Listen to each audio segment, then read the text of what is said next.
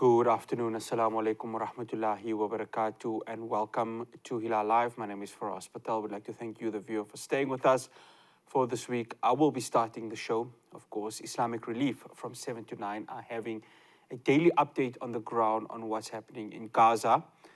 And that is, of course, along with a pledge that is happening.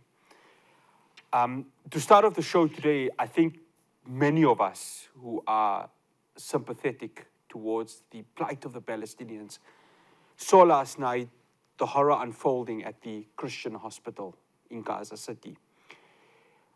And the blame game, obviously, with the IDF convinced that they are not responsible for what had happened in the bombings of those hospitals. They can say what they want to say, but they're not going to fool us who know the actual true intentions of what Israel is planning on doing. And when you saw the people, those strapped inside the fuming fire of what had happened, you ask yourself, how much of this genocide, what level of this genocide is it taking? And sometimes you don't have words to describe it. The only thing you can do is pray, make dua, and hope that something comes out of this. Now, yesterday, us at Hilaal TV covered the Anti-Apartheid Conference Steering Committee, and they announced plans for a global anti-apartheid movement against Israel's regime of settler colonialism and apartheid. And it gives me great pleasure to welcome the committee's chair, a very famous face within South Africa, Reverend Frank Chikane. Reverend, good afternoon, and thank you so much for joining us here on Hilaal TV. It's an absolute pleasure to have you here. Yeah, good afternoon, except that the tragedy in Gaza doesn't make it a good day at all or a good afternoon. It's really tragic. Yeah. It's really tragic because we have got a world that's completely racist and doesn't think that the lives of Palestinians matter, especially if the Israeli leadership call them animals. They prepare for genocide. And the main Western countries decide they support this. And I've never seen anything like this before. I thought it was bad enough to ignore the deaths of Palestinians on a month-to-month basis, day-to-day basis. But now, I mean, an attack on a hospital and so many people dying, patients, and the world doesn't think it requires headline news to really take on those who are committing this genocide and stop them. And I think this is what this anti-apartheid movement is going to be about, is to deal with this type of racism. We have seen it during slavery, where people justified slavery until it was abolished, and nobody now ever supported slavery. But the consequences of it are still with us today. The colonial systems that were put in place, they thought they actually justified it, and it's all from the Western countries that were doing it. And today the colonial systems have gone, but they have never admitted that that was wrong, and it cost so much lives and genocide and killings. And now it's the Palestinians. I mean, I can understand this, that you would think the war in Ukraine is a major issue, it's a violation of international law, etc.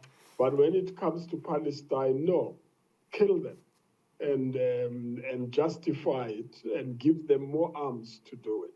I think that's the tragedy of our society. And I've always made it very clear. We as South Africans don't discriminate against anyone. We respect the lives of all the people, both Jews, Israelis, Palestinians. All of them have the right to life and must be treated equally. And nobody must be treated differently and have a special dispensation for themselves. And so those who are supporting this genocide will have to take responsibility. It's the same people who committed genocide activities against the Jewish communities in the past. and they are now doing it again as a way of cleaning up their conscience at the expense of children in Gaza who are dying. I think it's totally unacceptable. This is why we are working towards this conference. We're going to invite all peace-loving people in the world, those who are against racism, who are against apartheid, who know that apartheid is a crime against humanity. And there's no debate now. The area between the River Jordan and the Mediterranean Sea, it's an apartheid regime. And the Israelis are responsible for it and are managing it. It is racist. It deals with people based on their ethnic identities, allows people to regain land and get their houses because they are Jewish. And if you are not Jewish, you can't. Even if you have a key to your house in West Jerusalem or in Haifa, you can't go back there because you are a Palestinian. But if you are a Jew, you can go in there and claim anybody's property. People are being evicted, houses are being demolished. No, we can't have such a world, and we need to bring it to an end. Reverend, as both you and I were people of the book, as a practicing Christian, and we know how much of Christians are currently in Palestine and even in Gaza City and the surrounding areas. I mean, sometimes you struggle for words to explain that, you know, everyone calls this a religious war. It's something religious, but this is not religious. This is just something that goes beyond the killing of human life. And when those bombs are dropping, those pilots up there couldn't care who you are. And it's clear for them, for everyone to see, isn't it, Reverend? No, this is not a religious war at all. And those who want to reduce it to a religious war are just racists. They are looking for a justification to kill ordinary people.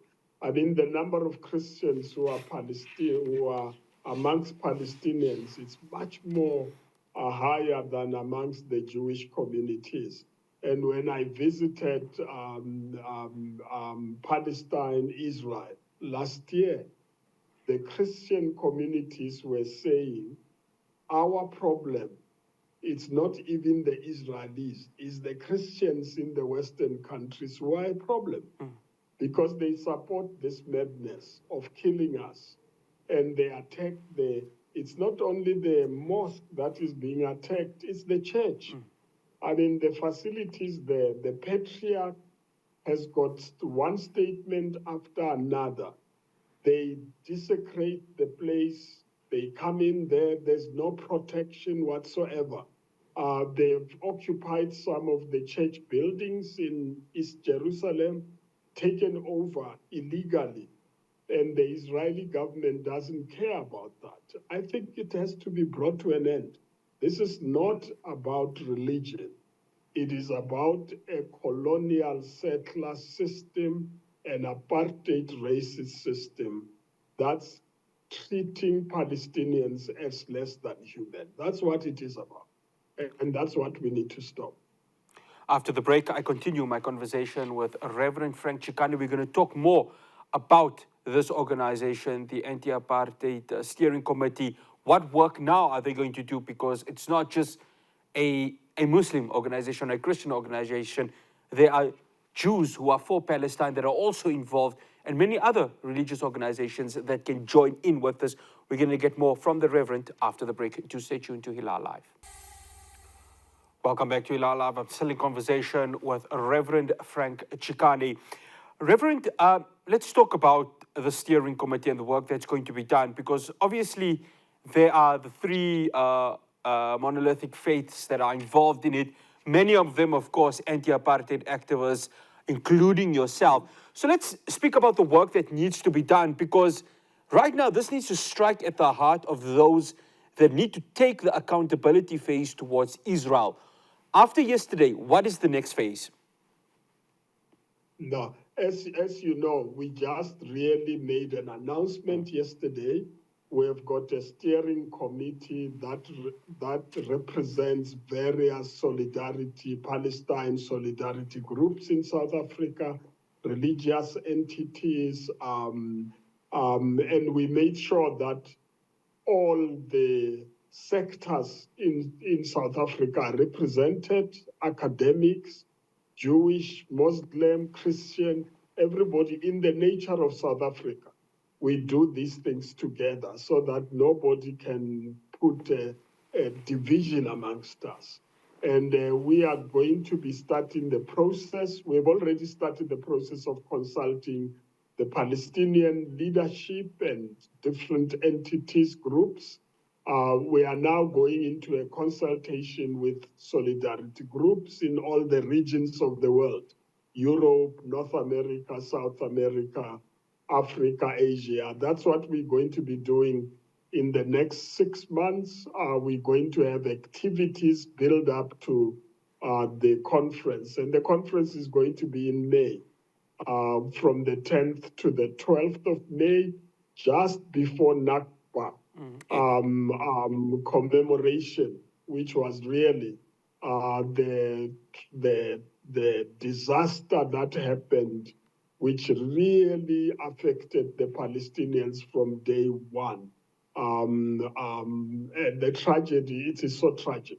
So that's what we're going to be doing.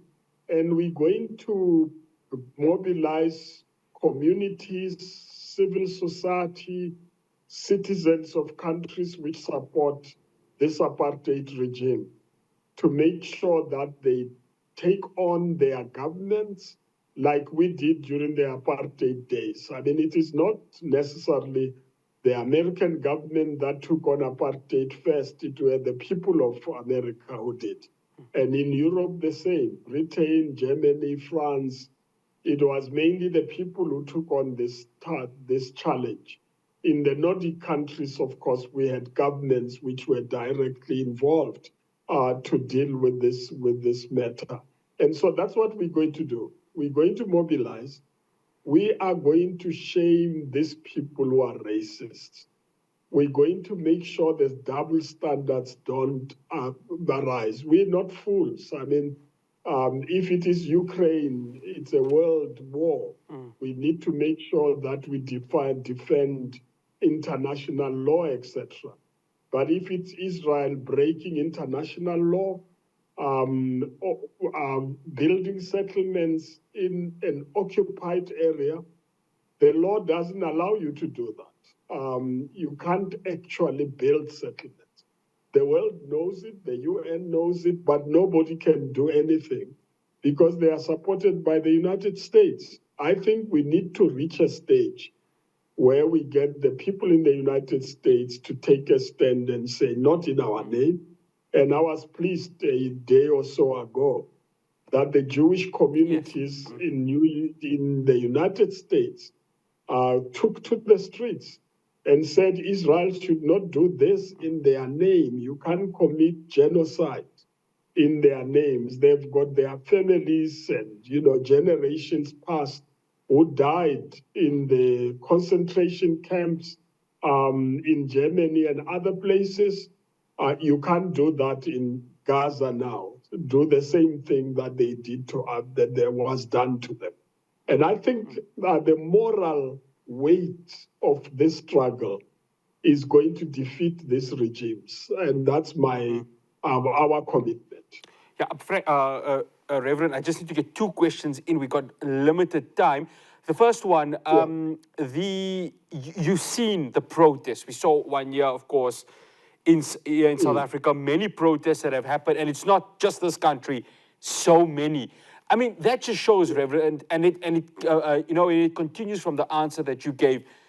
The global community, if the governments are not acting, the global community, and there's something that you can't stop, the power of the people. You know that very well, Reverend, when you were there with the people protesting against the National Party and apartheid. Yeah. No, they can't stop this tsunami. Let me call it a tsunami. Yeah. It doesn't matter how strong you are. You can have nuclear weapons, chemical weapons. The apartheid system had all that.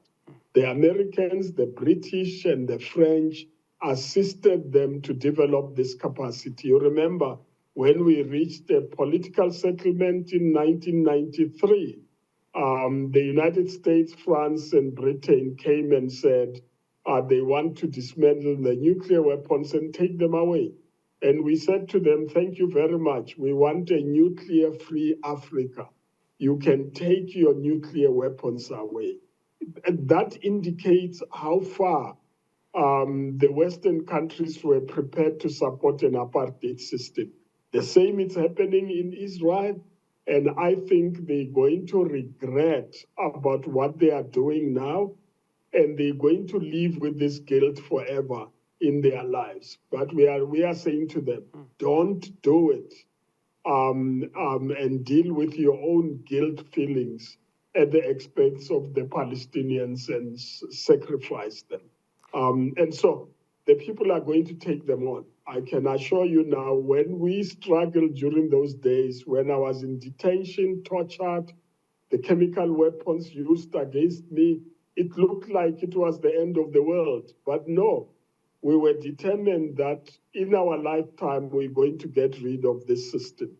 And in our lifetime, there shall be no racist apartheid system between the River Jordan and the Mediterranean Sea. One final question, Reverend. We've seen Colombia suspend the Israeli ambassador in that country. We've seen Spain, and even that's ironic, but Spain have come out, certain of their politicians have said Israel needs to be taken to the ICC. Those are just two countries, but it's a start, isn't it, Reverend?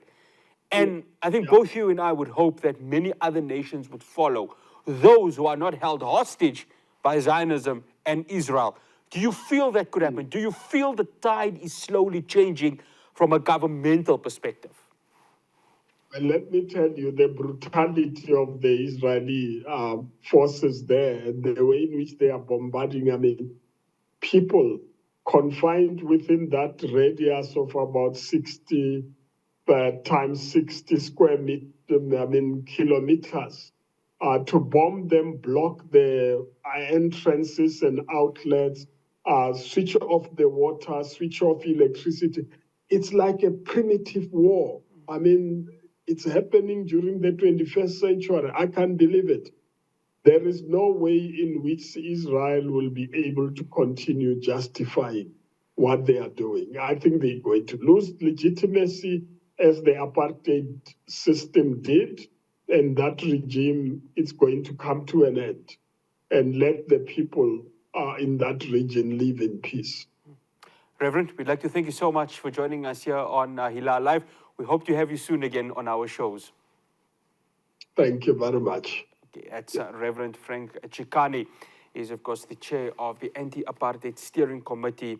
It's a start. This committee is a start to really raising the awareness against the atrocities, the genocide that is currently happening in Gaza. And if there was ever any more proof that the genocide has taken a whole new level, you just need to see what happened last night. A hospital, a place where many people had said that they'd come for shelter, they'd come for some sort of safe haven because their homes are destroyed. What does the IDF do? Drop more bombs on it. What more can be said? This is beyond something in our wildest imaginations. As the Reverend said, 21st century, a primitive war. After the break, I'll have your latest in news. Do stay tuned.